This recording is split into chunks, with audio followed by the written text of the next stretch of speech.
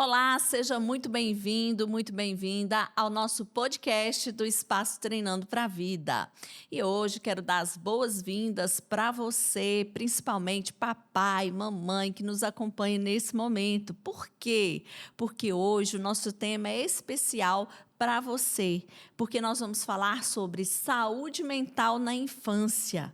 Como assim, Cleide? Criança adoece na infância? Adoece mentalmente? Isso é possível? Doença mental não é só coisa de adulto? É isso mesmo que nós vamos falar aqui, sobre esse problema que nós estamos enfrentando e cada dia tem aumentado. Crianças com problemas na saúde mental e se transformando em adultos com problemas na saúde mental. Então, para falar sobre esse tema maravilhoso e te ajudar como você pode prevenir, nós vamos trazer várias dicas importantíssimas aqui. Eu trouxe a nossa querida psicóloga infantil, Gabriele Aguiar. Seja muito bem-vinda, Gabriele. Fica à vontade para você se apresentar. Muito obrigada, Cleide. É um prazer estar aqui, né? Sou Gabriele Aguiar, sou formada há 8 anos, né? Me formei em Patinga mesmo. Atendo crianças de 0 a 12 anos, atendo pais na modalidade de treinamento de pais, atendo diversas demandas dentro da área da psicologia infantil, né? Desde os transtornos do espectro autista, TDAH, atendo também crianças com transtorno de ansiedade e crianças que muitas vezes têm a necessidade de se desenvolver emocionalmente. Porque o que eu brinco sempre é que a criança ela não precisa ter um problema já com evidência para ela iniciar um processo terapêutico, né? A gente pode desenvolver uma inteligência emocional desde cedo, né? Atualmente, eu tenho diversos cursos, né? Dentro da área da psicologia mesmo. Estou num processo de pós-graduação de terapia cognitivo-comportamental. Tenho a intervenção naturalista dentro do modelo Denver também, dentre diversos outros cursos, principalmente como regulação emocional na infância. E habilidades sociais? Você acha importante trabalhar isso na infância? Isso contribui para a saúde mental também? Extremamente, né? A gente fala que socialmente essa é uma das habilidades mais fundamentais para a gente pensar ao longo prazo das crianças, né? Quando eu falo de habilidades sociais, a gente tem diversas categorias dentro disso, né? E vai desde as habilidades sociais de civilidade, que é desde cumprimentar as pessoas, desde essa comunicação com outras pessoas de forma assertiva, né? E essa comunicação ela é tão importante porque é ela que vai falar muitas vezes como que essa criança se sente, né? É a partir desse funcionamento que a gente vai conseguir observar nessa criança, ou até mesmo a falta desse funcionamento, que a gente vai conseguir observar na criança algumas dificuldades que essa criança pode estar evidenciando. Sensacional, Gabi. Eu queria, assim, também aproveitar esse mês, né, que a gente faz menção aí à saúde mental, que é o Janeiro Branco. Nós começamos o ano, todos os anos, trazendo aí essa temática do Janeiro Branco. E esse ano, a campanha do Janeiro Branco, né, no país inteiro, está trazendo um lema que é saúde mental enquanto há tempo. E quando fala dessa questão de tempo, né? Ai, meu Deus, ainda dá tempo de cuidar, o que fazer? E aí a gente geralmente se remete mesmo aos problemas da vida adulta. E interessante que você trazendo, né, essa fala aí sobre a infância, é importante a gente pensar na saúde mental desde a infância. Na infância já é tempo de pensar em saúde mental? Como que fica isso? Então, na infância é exatamente o tempo em que essa saúde mental começa, né? Eu falo que a saúde mental começa a partir do momento que essa criança é gerada, né? Nossa. Eu falo que a forma com que essa criança se relaciona dentro de casa, com os amigos, na escola, como ela se relaciona com as outras pessoas, como ela se relaciona com o ambiente dela, como ela vai se relacionar com as dificuldades que ela vai vir a enfrentar, né? todas essas adversidades, porque a gente acha que às vezes a gente fala assim, gente, mas criança não tem problema? Criança tem problema sim, né? Eu falo que a partir do momento que a gente nasce, a gente já tem um problema, né? Porque, por exemplo, um bebê, ele nasce, ele precisa de alimento. E ele não consegue ter acesso a isso sozinho. Então, ele precisa desse suporte de uma segunda pessoa para ter esse acesso. Então, a gente já tem ali um problema. Mas as crianças também têm problemas desde a infância, né? Então, elas precisam desse suporte, seja da família, seja da comunidade que ela está inserida, né? Que muitas vezes é a escola, os pares e até mesmo os professores em geral e até mesmo os pais de uma forma bem assertiva.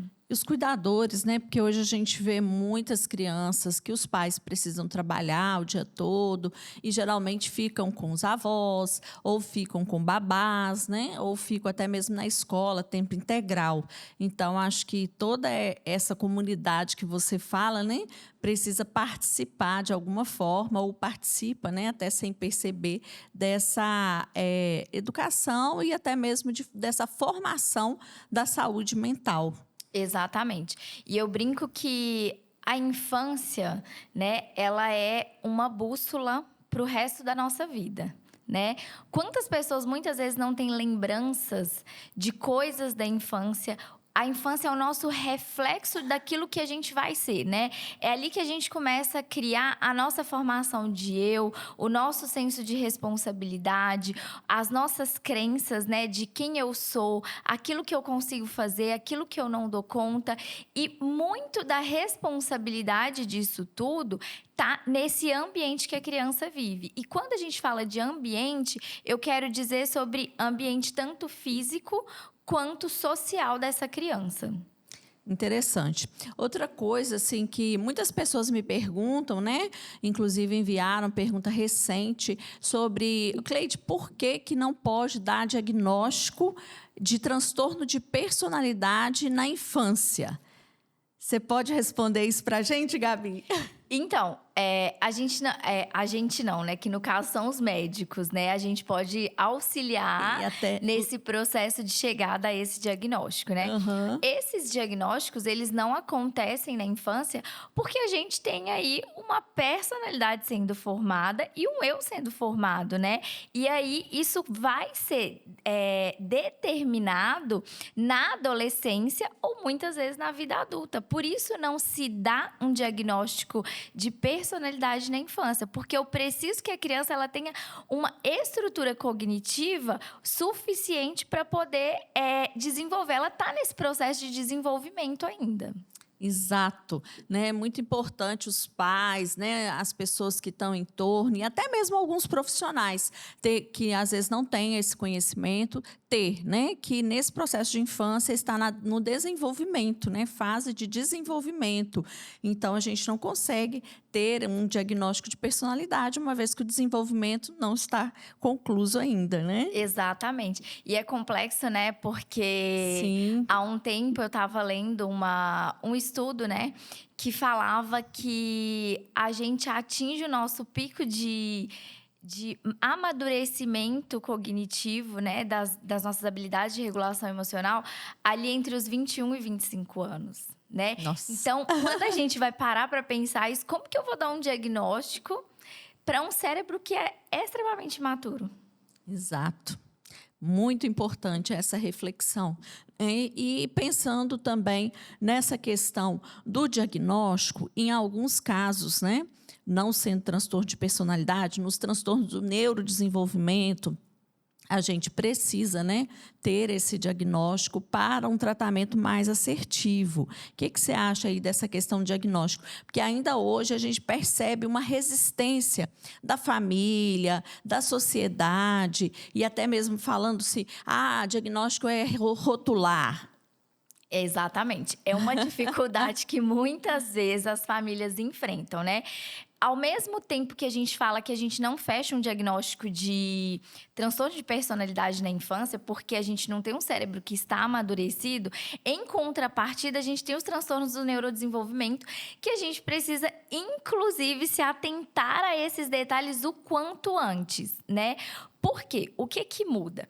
Quando a gente fala de transtornos do neurodesenvolvimento, a gente está falando de um atraso no desenvolvimento, né? Aquelas habilidades que são esperadas para aquela idade e que muitas vezes, devido ou à falta de estimulação ou a um cérebro que tem um funcionamento diferente, a gente tem esses atrasos no neurodesenvolvimento.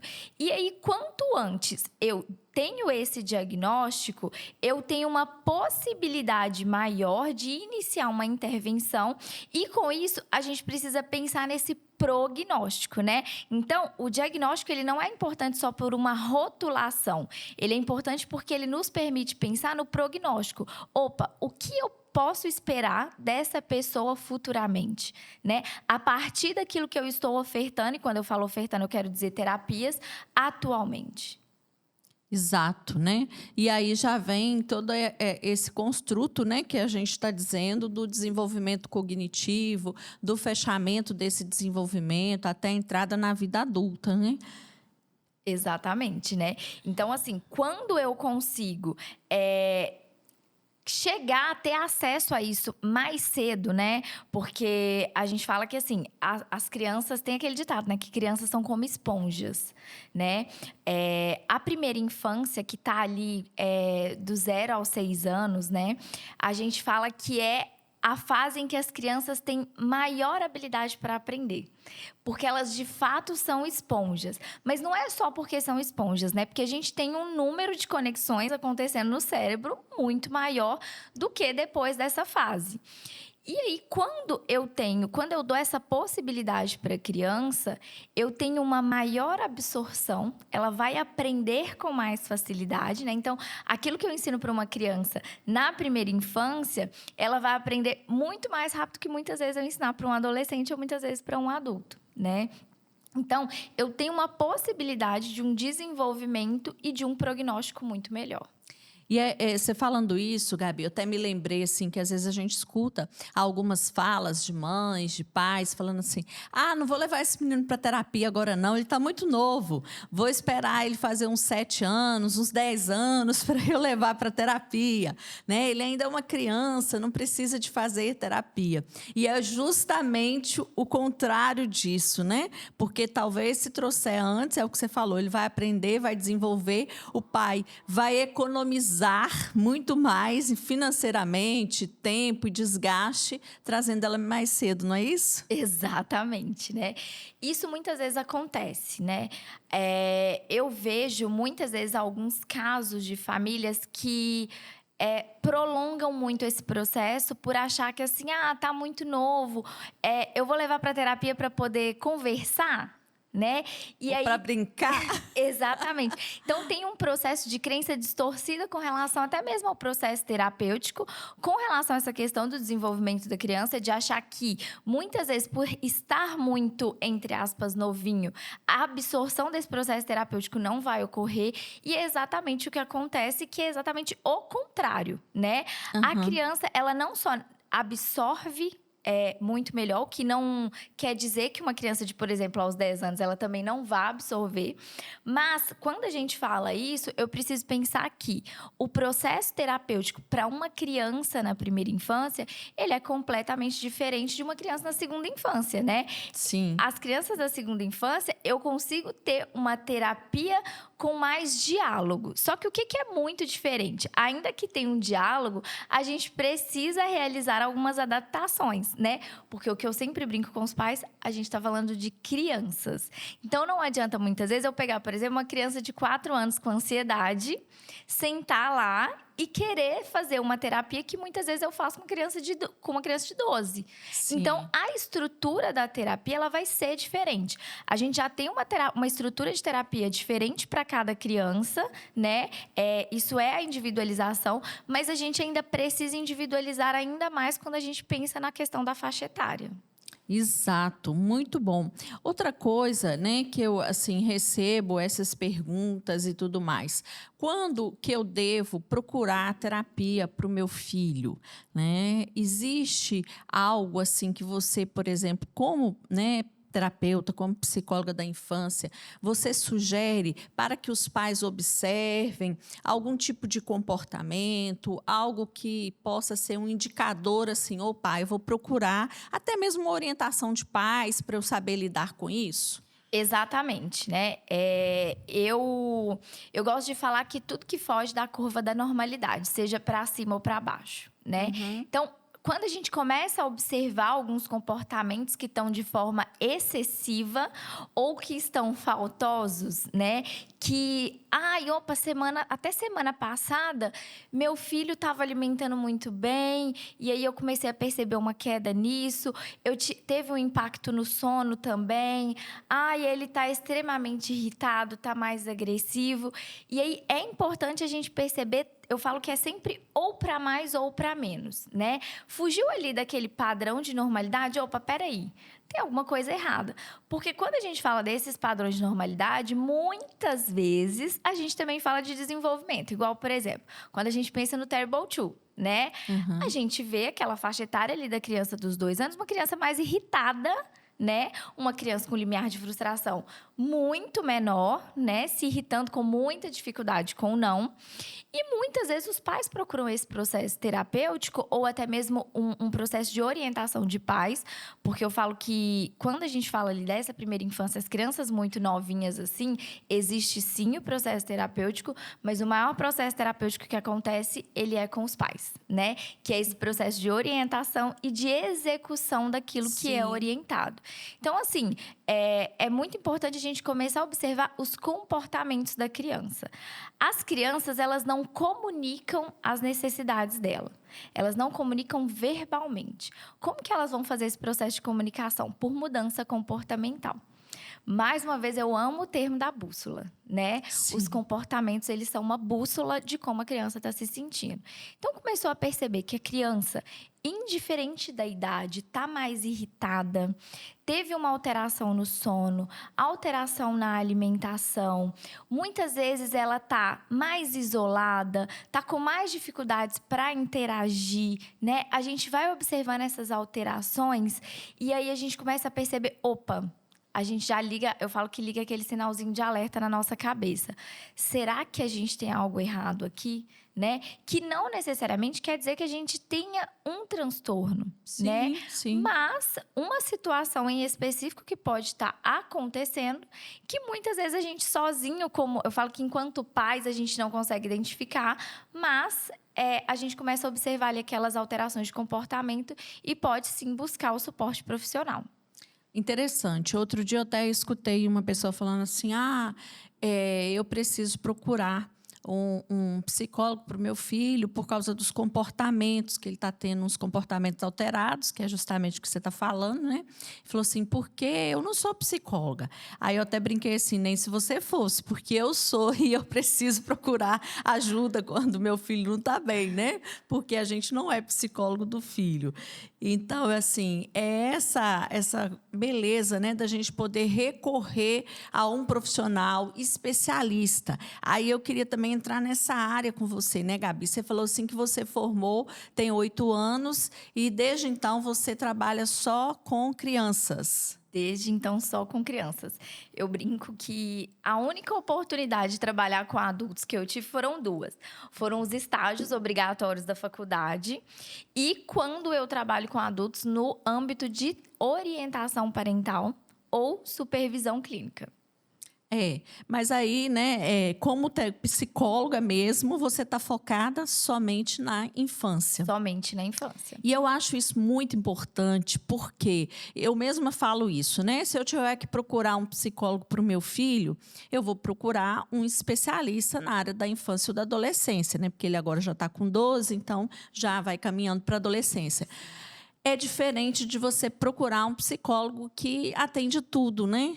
Generalista. Por quê? Porque eu estou vendo assim, na sua fala, você vem trazendo tudo sobre o desenvolvimento, sobre, né, as questões da infância. Então, assim, Não que o outro profissional não estude, mas você se dedica exclusivamente a essas questões, né? E isso faz com que a terapia avance até mais rápido, né, o processo. Exatamente. Recentemente, eu até abri uma caixinha de perguntas no meu Instagram e teve esse questionamento. E na hora que eu fui responder, que eu fui explicar sobre isso, que quando a gente forma, né, a gente tem que buscar um norte, né? Eu falo que é nichar o máximo possível. Eu vou atender infância, eu vou atender só infância, eu vou atender transtorno XYZ e demanda XYZ. Pronto, fechou. Por quê? Eu falo que a área da psicologia ela é imensa, né? Sim. E cada dia a gente tem uma novidade. E quando eu falo de novidade, eu falo no quesito científico mesmo, né? Todo dia tem pesquisa saindo, tem estudos novos saindo. Né? E o tanto de livros, né? Sim. E muitas vezes a gente se forma, né?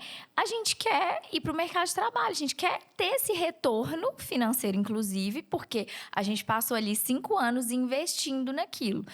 Só que muitas vezes o erro que muitos profissionais recentes cometem é de querer abraçar o mundo, querer atender tudo, né? E eu falo que muitas vezes a gente querer fazer tudo, a gente faz tudo mais ou menos.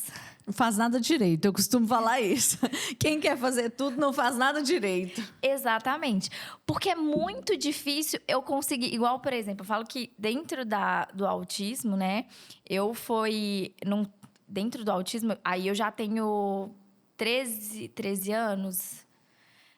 Uma média de uns 12 anos que eu trabalho só com pessoas com autismo, né? Porque quando eu iniciei a faculdade, logo em seguida eu comecei a fazer estágio. Então, já tem muitos anos que eu tô dentro disso. E aí, eu caí de paraquedas no estágio, que eu não sabia com o que eu ia estagiar, o que eu tinha que fazer, e eu tive que me virar para aprender, né? Sim. E aí eu comecei a ver o quanto eu precisava estudar cada vez mais. Então, ainda que eu pegue, por exemplo, um transtorno como o espectro autista, é muita coisa ali dentro que eu preciso estudar. Eu preciso entender o transtorno, eu preciso entender como intervir dentro desse transtorno. E aí, dentro da... Como que ele funciona naquela pessoa, porque cada um é um, né? E muitas vezes eu preciso entender até da abordagem que eu vou utilizar naquele transtorno, né? O que cientificamente eu tenho de respaldo para aquilo, né? Sim, sim. Então, é muito difícil, né? Por isso que a gente precisa nichar o máximo possível. Eu sou, né, mentora de psicólogos aqui no espaço. Nós temos a mentoria TAP, você inclusive participou com a gente. E é algo que eu bato muito na tecla, né? É isso que você falou, de nichar. E aí você, psicólogo que está assistindo a gente agora, né, não tenha medo de nichar. Olha só, né, o depoimento aqui da Gabi. Há 8 anos ela nichou quando ela se formou a área da infância. E nunca faltou paciente, né, Gabi? Pelo contrário, nós temos aqui fila de espera. Eu falo que assim, quando a gente faz uma coisa, eu falo que faz com gosto, com amor, faz bem feito e se dedica, o retorno vem. É impossível. Eu falo que assim, é praticamente impossível não vir, né? Pois é. E aí as pessoas, às vezes, os nossos colegas psicólogos, muitas vezes eles ficam inseguros de nichar, que é o que você falou, né? Quero ter uma renda, quero ter uma rotatividade, e aí eles querem abraçar tudo, né?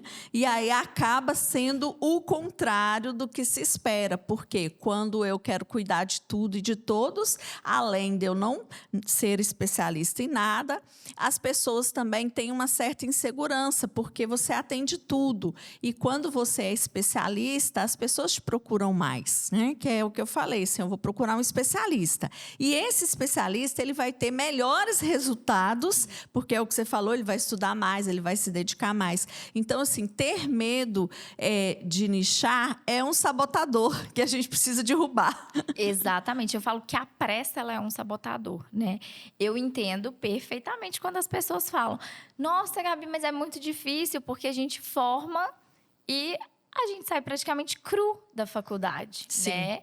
Eu falo que a faculdade me auxiliou, mas o resto da metade do caminho eu precisei correr atrás, né? Então, essa pressa para querer ter esse retorno, muitas vezes ela mais prejudica do que ela auxilia. Porque se Se eu abraço o mundo e não faço nada muito bem feito, como que eu vou querer ter um retorno?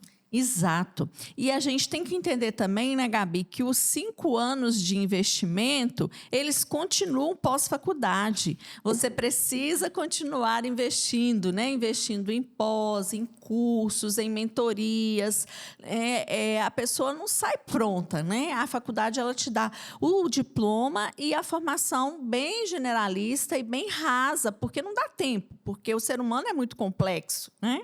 Então, esse pós-faculdade precisa de investimento financeiro, de investimento de tempo, de paciência para esse retorno vir, né? E de buscar pessoas que possam auxiliar. Por exemplo, hoje, né, nós temos aqui no espaço a mentoria TAP 2.0, que eu dou esse norte, que eu ajudo a pessoa a se localizar, nichar. E nós temos também, por exemplo, quem quer fazer o nicho da infância, eu geralmente encaminho para fazer supervisão com você, né? Para você auxiliar nesse processo. Por quê? Porque tem que ter alguém que já está à minha frente, que já trilhou um caminho há mais tempo, que é especialista, para poder estar me supervisionando, me ajudando. E você faz esse trabalho, né? Faço. Eu tenho alguns profissionais que eu dou supervisão, né? E o que é esse trabalho de supervisão? Igual você falou que a gente sai cru da faculdade, né? Porque a faculdade, ela te dá ali um diploma. E eu falo que, na prática, de fato, a gente sente isso, né? Eu falo que o primeiro dia de atendimento é o dia mais desesperador da nossa vida. Porque a gente sente muito medo, né? Tem muita insegurança. Sim. Né? E aí, a gente precisa se apoiar, né, em algo que nos traga essa segurança. E muitas vezes, a gente ter uma outra pessoa que já tem um caminho ali, que já foi percorrido, eu falo que já trilhou o caminho das pedras e que vai nos orientar nesse processo, nos auxilia muito, né? Eu brinco que 2 cabeças pensam melhor do que uma. E se eu tenho uma cabeça que é mais experiente, ela consegue auxiliar ainda mais nesse processo, né? E aí, esse processo de supervisão, ele não precisa ser necessariamente para caso em específico, né? Então, vamos dar um exemplo. Uma pessoa quer nichar para a infância. E aí ela quer iniciar esse processo terapêutico, né? Então, a gente começa a estruturar um trabalho dentro da infância, né? Como que esse psicólogo vai ser psicólogo? Como que ele vai estruturar os atendimentos dele? Como que vão funcionar esses atendimentos dentro da infância? Então, a gente não entra em supervisão de caso específico, mas a gente também pode entrar em supervisão de modo a como ser um psicólogo infantil. Nossa, é excelente isso aí, né? Inclusive, para 2024, nós vamos ter novidades aí, né? Nós vamos trazer aqui no Espaço Treinando para a Vida. Estou já pensando em alguns módulos aí de cursos, de treinamentos, e que eu vou contar muito com você, né? E com as outras profissionais aí que atendem na infância, porque é uma demanda, assim, que tem crescido cada vez mais. Então, para a gente poder caminhar um pouco mais com essa questão da saúde mental na infância, tem alguma coisa assim que você falaria para os pais, para os cuidadores, né? Além deles ficarem atentos ao comportamento, quais são assim algumas coisas que você geralmente faz aí na sua orientação de pais, que você poderia mencionar aqui para os pais entenderem o que é esse tal de orientação de pais? Então, uma das coisas que, principalmente nas primeiras sessões, né, sejam elas para o processo terapêutico ou para o processo de orientação de pais, que eu sempre trago para as famílias mesmo, eu falo que a palavra-chave tem que ser paciência, né? Que é exatamente tudo que a gente não tem. Hoje em dia, né? A gente tem uma rotina extremamente corrida e muitas vezes a gente não tem paciência, a gente não tem tempo para dar a atenção que os nossos filhos merecem, né? Eu falo a paciência no quesito de filho não é fácil. Eu sei que não é. Eu lido hoje com mais de 40 famílias, né?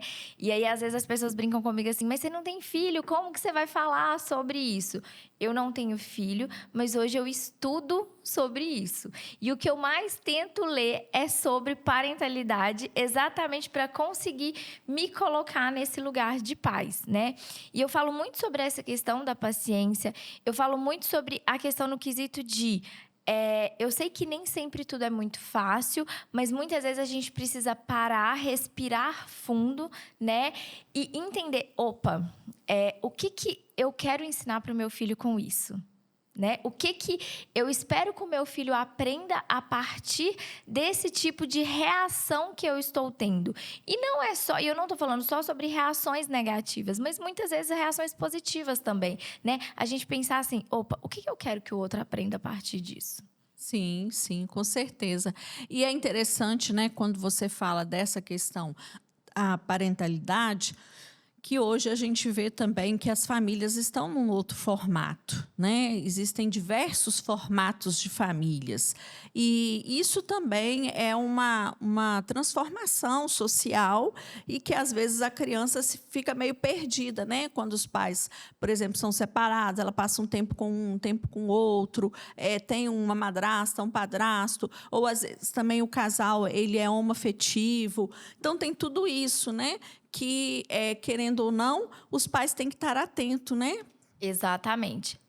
Eu já atendi e sempre acaba chegando algum caso desse tipo, né? Esse formato, ele muda por diversos motivos. Seja por um divórcio, seja pela morte, seja porque algum par do casal, né? Algum dos pares, ele precisa se mudar para, às vezes já aconteceu no meu caso, para um país diferente, né? E aí Sim. essa família precisa lidar um pouco com essa distância, né?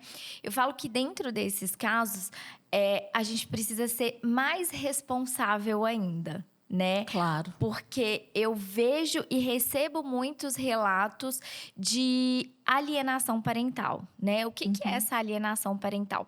É quando eu mudo, eu tento transformar a visão que a criança tem, né, de algum familiar próximo, né? Seja o pai, seja a mãe. Às vezes eu tento mudar a visão que ela tem da família paterna ou materna, né, de uma forma distorcida e negativa. Né? E aí a gente tem a ideia de que fazendo isso a gente vai conseguir afastar a criança dessa outra pessoa, né?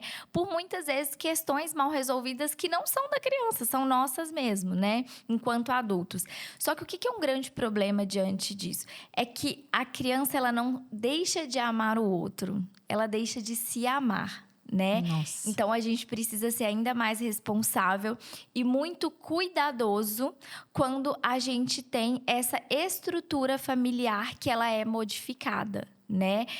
A gente precisa ter cuidado com isso, porque dentro desse processo a criança ela precisa crescer, ela precisa desse desenvolvimento saudável, ela precisa entender dentro do que o desenvolvimento cognitivo dela permite aquilo que está acontecendo. Porque também acontece, Cleide, acredite se quiser, de muitas famílias que muitas vezes não querem contar.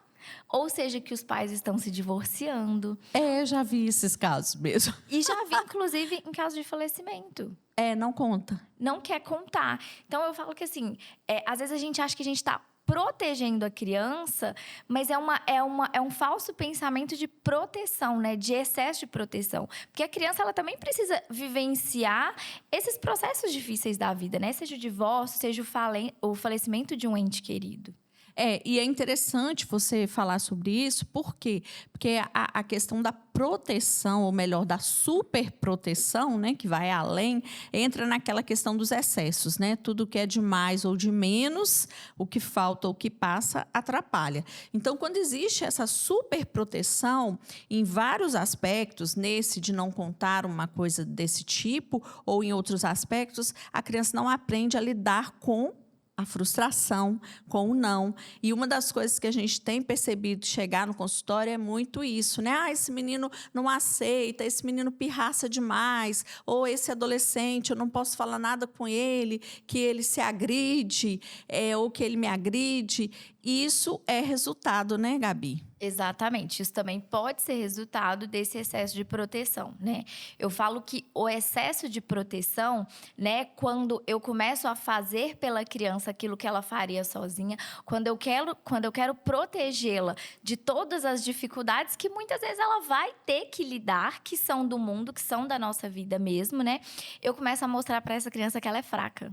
que ela não dá conta. Eu É. tiro dela essa oportunidade de se frustrar, né? E eu falo que assim... E a autonomia não é desenvolvida, né? Exatamente. Então, eu tenho uma criança mais dependente. E eu tenho uma criança que muitas vezes ela não tenta, né? Que ela tenta menos, exatamente por isso. Porque ela já sabe que ela não vai conseguir. Afinal de contas, eu tenho alguém que está fazendo por mim ali o tempo todo. É. E aí, quando a gente faz pela criança, essa é a mensagem que eu passo para ela. Você não consegue. Por isso, eu estou fazendo por você. Aí a gente já entra, né, naquilo que você falou, né? No que essa criança vai se transformar como adulto. Um adulto vulnerável, com crenças de sou fraco, de não consigo, de não dou conta. E possivelmente um adulto com transtorno de ansiedade. Exatamente. E quem dirá até mesmo depressão. Exato. Né? A gente tem aí os transtornos de humor, né? Sim. Então, é por isso que a gente fala que a infância ela é uma bússola da vida, né? Que aquilo que acontece na infância vai direcionar toda a nossa vida. A gente sofre reflexos eternamente daquilo que a gente viveu na infância. Né? Verdade.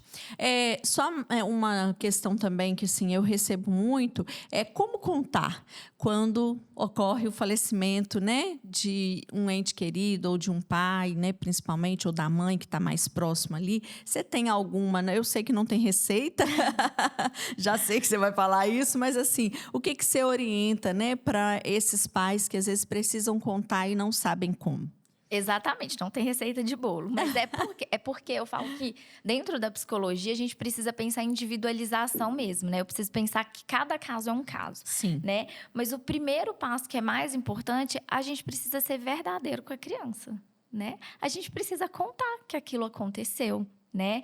Se ela tiver a curiosidade de saber como aconteceu, né? Dentro daquilo que a gente observa que aquela criança pode dar conta, a gente vai contando, né? Porque eu falo que nem todos os casos são falecimentos por fatalidades, né?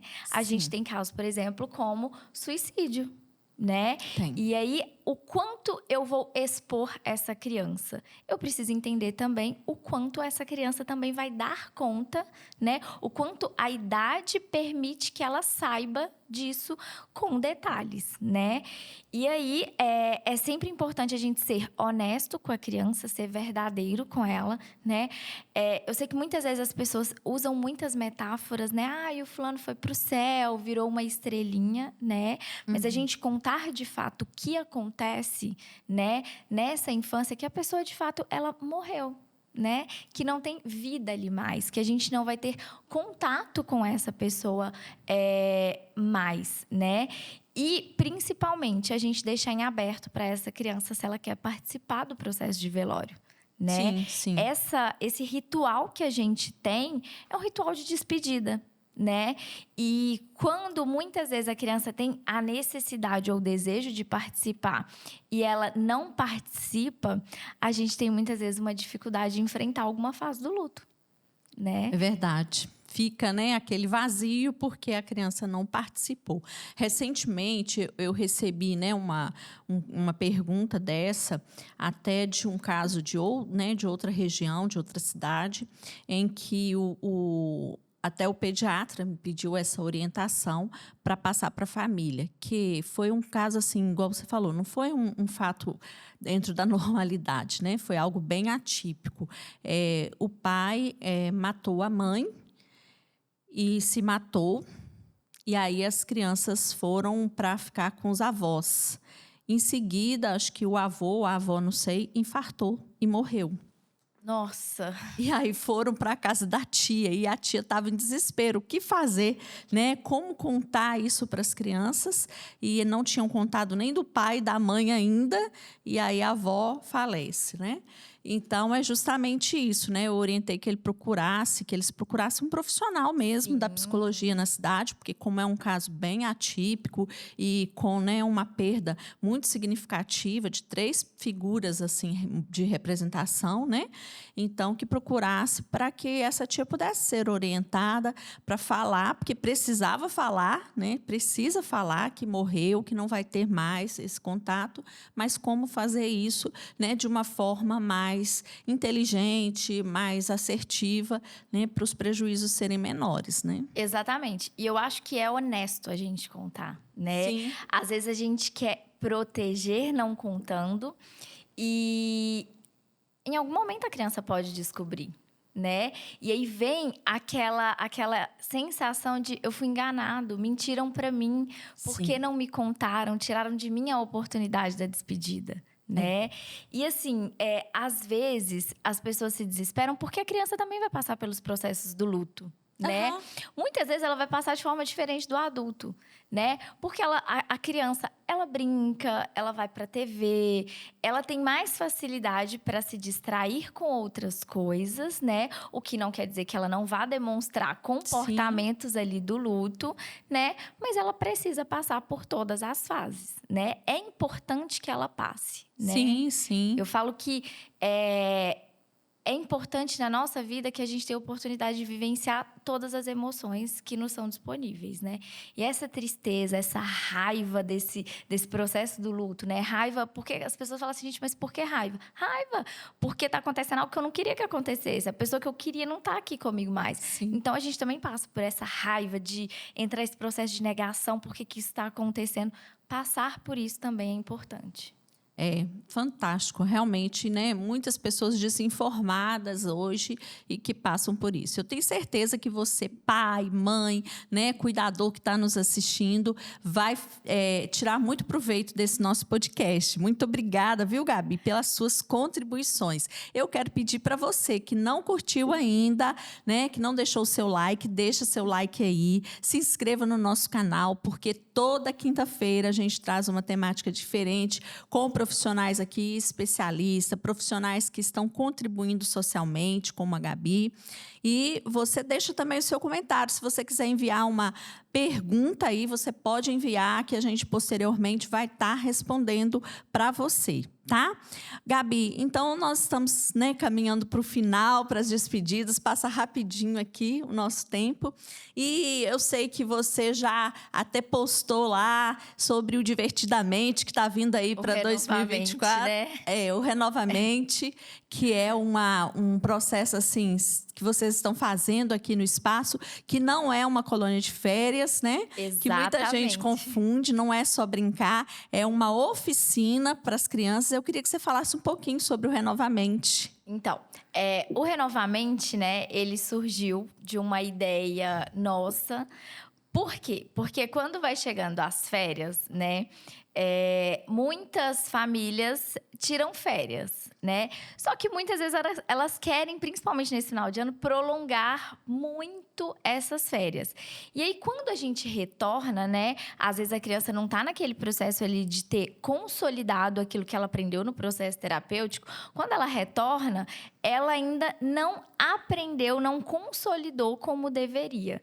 Então, a gente tem aí, eu falo que a gente dá dois passos, a gente dá um passo para frente e muitas vezes essa ausência longa do processo terapêutico é como a gente dá dois passos para trás. Regressão, né? Exatamente. Mas eu também entendo que as famílias que todo mundo precisa descansar e que todo mundo também quer férias, né? Às vezes as pessoas vão fazer uma viagem mais longa, né? E aí, também não é justo elas perderem essa oportunidade. E aí, a ideia que a gente teve surgiu a partir disso. Opa, como que a gente pode fazer para tornar, né, esse processo terapêutico dos nossos pacientes mais curto e diminuir os prejuízos que muitas vezes eles podem ter falhando muito tempo dentro desse processo terapêutico nas férias, né? E aí a gente falou assim, mas espera aí, eu acho que isso cabe para outras pessoas também, né? Sim. E aí a gente tentou montar uma estrutura muito parecida com o nosso grupo terapêutico para adolescentes que a gente tem, né? Que cada encontro tem um tema. A gente pegou aqueles temas que são mais abrangentes, né? Dividiu por grupos, né? Cada grupo, aquilo vai ser trabalhado desde a gente começar a trabalhar as emoções, estratégias de regulação, habilidades sociais, estimulação de funções executivas, né? Estimulação de estratégias, né? Para lidar com situações estressoras, né? Estratégias até mesmo para o dia a dia, e a gente adaptou isso de acordo com cada faixa etária. Então, a gente separou isso por grupos, né? A gente vai estar trabalhando isso individualmente, cada grupo, né? A gente tem aí 4 e 5 anos, de 6 a 8 anos, o grupo de 9 a 12 anos e o grupo de 13 a 17 anos, né? E a gente está fazendo esses grupos por semana. E aí todo mundo pergunta assim, nossa, mas eu tenho 2 filhos, eles são de idades diferentes, eles não vão estar juntos no mesmo dia? Não. Né? Porque, inclusive, o nosso objetivo é que esse processo do renovamento, ele fosse um processo mais intensivo. Né? É isso que eu estou pensando aqui, né? Um intensivão de terapia. Exatamente. A pessoa, o que ela faria em 1 mês de terapia, ela vai fazer em 1 semana. Na verdade, se a gente for parar para pensar, é até mais, né? Porque 1 mês de terapia, a gente pode contar aí que a gente tem 2 horas e meia, 3 horas de terapia, né? Para quem faz 1 hora de terapia uma sessão de terapia por semana, né?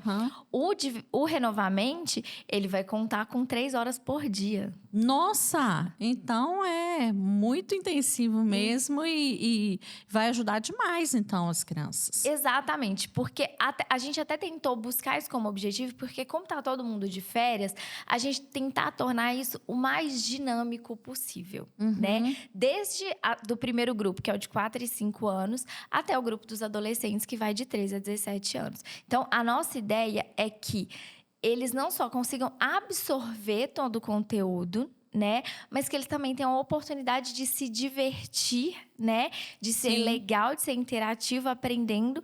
E, principalmente, né? Que é uma oportunidade de conhecer pessoas novas e, muitas vezes, fortalecer esse vínculo social. Não, excelente. E assim, brincando e interagindo ao mesmo tempo, eles vão desenvolvendo essas habilidades, né? Porque não fica só na teoria, né? Teoria e prática, né? Vocês vão trazer aí o conteúdo, mas eles vão praticando ao mesmo tempo. Exatamente. E é exatamente por isso que a gente fala que é diferente de uma colônia de férias, né? Que aqui, além de estar sendo guiado, além de estar sendo construído por 2 profissionais que são especialistas na infância e adolescência, né? O nosso objetivo aqui, ele é voltado inteiramente para essa parte cognitiva e emocional das pessoas. Excelente. E como que as pessoas podem fazer? Ainda tem vaga? Tem como, né, inserir o filho? Como que quem está assistindo agora, se quiser participar do Renovamente, como faz? Então, a gente pede para entrar em contato ou comigo no meu Instagram, Gabi Aguiar Pisse ou Evelyn Caroline Pisse. Por quê? Porque a gente está orientando as pessoas. É muito importante que as pessoas que querem entrar, a gente consiga direcionar para qual grupo aquela pessoa vai, qual vai ser a data que vai ser destinada, para que a gente consiga mandar também um formulário para que essa pessoa possa preencher. Porque não é só vir e trazer. Eu preciso conhecer a criança antes dela chegar aqui. Eu preciso entender qual que é a maior dificuldade, né? O que essa família espera, né, do Renovamente. Então, entrar em contato conosco, né? A gente tem o WhatsApp que já fica salvo na biografia do Instagram. E aí, a partir disso, a gente vai mandando o folder, vai mandando os links. A gente vai tirando dúvidas de acordo com a necessidade. Excelente. Eu vou deixar aqui na descrição do vídeo também, tá? O seu arroba, o arroba da Evelyn, para quem quiser entrar em contato com vocês, tá? Quero te agradecer, Gabi, foi sensacional. Muito obrigada pela sua participação, né? Seja muito bem-vinda sempre. E eu espero aí, né, que nesse momento do Renovamente possam realmente fortalecer, né, essa experiência com as famílias, para ajudar mais famílias e para a gente contribuir aí com a saúde mental desde sempre, né, desde a infância. Exatamente. Eu que agradeço, Cleide, que é sempre um prazer estar aqui, é sempre um prazer auxiliar, né, o máximo que eu puder outras famílias, né? Ok. Muito obrigado você que nos acompanhou e até a nossa próxima quinta-feira, o nosso próximo podcast.